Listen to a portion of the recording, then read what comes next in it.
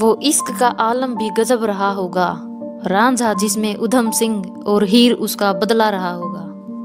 शहीद ए आजम उधम सिंह की कहानी, जलियांवाला बाग का बदला, जलियांवाला बाग हत्याकांड। यह बदला है, यह इंसाफ है। यही शब्द थे शहीद उधम सिंह के जब उन्होंने इंग्लैंड में माइकल को गोलियों से भून दिया था। यह कहानी सिर्फ एक क्रांतिकारी की नहीं, बल्कि एक ऐसे योद्धा की भी है जिसने अपने देशवासियों पर हुए अन्याय का बदला लेने के लिए 21 साल तक इंतजार किया था। आइए इस मजेदार कहानी की शुरुआत करते हैं उधम सिंह के बचपन से। 26 दिसंबर 1899 की बात है। पंजाब के संगरूर जिले के सुनाम गांव में एक सिख परिवार में एक बच्चे ने जन्म लिया। नाम रखा गया शेर सिंह। उनके पिता सरदार तेहल सिंह एक रेलवे फाटक के गेट कीपर थे।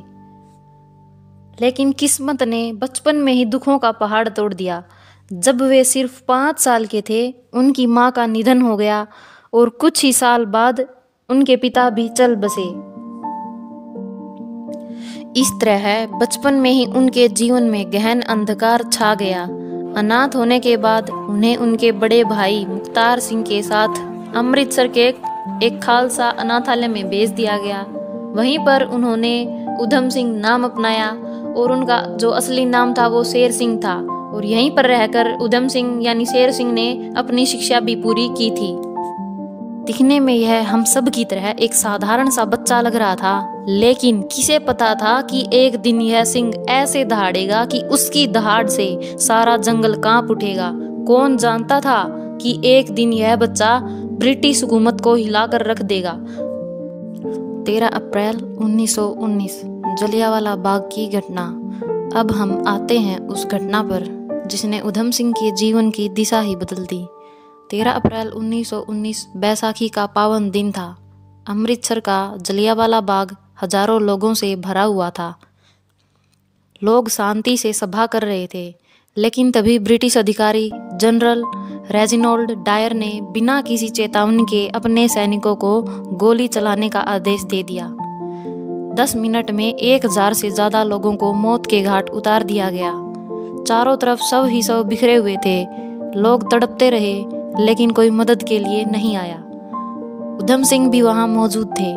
उन्होंने अपनी आंखों के सामने मासूम बच्चों, महिलाओं और बुजुर्गों को मरते देखा। उन्होंने अपने ही हाथों से घायल लोगों को उठाकर अस्पताल पहुंचाया, लेकिन यह जख्म उनके दिल में हमेशा के लिए बस गया। उसी दिन उन्होंने कसम खाई, मैं इस कत्ले आम का बदला जरूर लूंगा, अवश्य लूंगा। क्रांति की राह पर चलते उधम सिंह।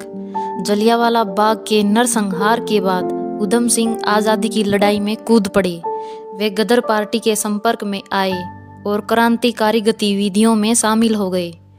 भारत से बाहर जाकर अफ्रीका, अमेरिका, जर्मनी और रूस में स्वतंत्रता संग्राम का समर्थन जुटाने लगे। अब साल था 1927 का।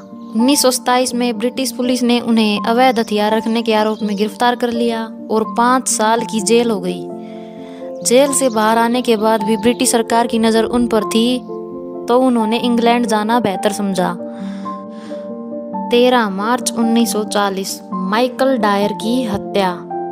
अब वह समय आ चुका था जब उधम सिंह अपनी 21 साल पुरानी कसम पूरी करने वाले थे। 13 मार्च 1940 लंदन के कैक्सटन हॉल में एक बहुत बड़ी सभा हो रही थी और वहां पर ब्रिटेन के बड़े बड़े अधिकारी और खास तौर पर माइकल और डायर, जो 1919 में पंजाब का गवर्नर था, वह भी वहां पर मौजूद था। उधम सिंह ने बड़ी चालाकी से अपनी रिवॉल्वर एक मोटी सी किताब में छुपा ली और सभा में शामिल हो गए। जैसे ही बैठक खत्म हुई और माइकल डायर खड़ा हुआ, उधम सिंह ने 2 गोलियां चलाई और डायर का काम खत्म किया। सभा में भगदड़ मच गई, लेकिन उधम सिंह ने भागने की कोशिश नहीं की। उन्होंने खुद को ब्रिटिश पुलिस के हवाले कर दिया। उधम सिंह की गिरफ्तारी और फांसी। उधम सिंह को गिरफ्तार कर लिया गया और ब्रिटिश कोर्ट में जब उन्हें पेश किया गया तब उनसे पूछा गया कि उन्होंने ऐसा क्यों किया, तो उन्होंने बड़े गर्व से कहा कि मैंने जलियांवाला बाग का बदला लिया है। अब 31 जुलाई 1940 को लंदन की पेंटनविले जेल में उन्हें फांसी दे दी गई। मौत से पहले भी उनके चेहरे पर एक मुस्कान थी, क्योंकि अपने देश के लिए बलिदान दिया था। उन्होंने अपने जीवन में जो लक्ष्य बनाया था वह पूरा कर चले थे। शहीद उधम सिंह की विरासत। 1974 में भारत सरकार ने उनकी अस्थियां भारत लाकर चंडीगढ़ में उनका अंतिम संस्कार किया। पंजाब में शहीद उधम सिंह नगर बसाया गया। उनके सम्मान में कई विश्वविद्यालय और कई संस्थान भी बनाए गए। आज भी वे शहीद ए आजम के नाम से जाने जाते हैं। शहीद उधम सिंह के लिए अंतिम शब्द। कभी नहीं संघर्ष से इतिहास हमारा हारा, शहीद हुए जो वीर जवान उनको नमन हमारा।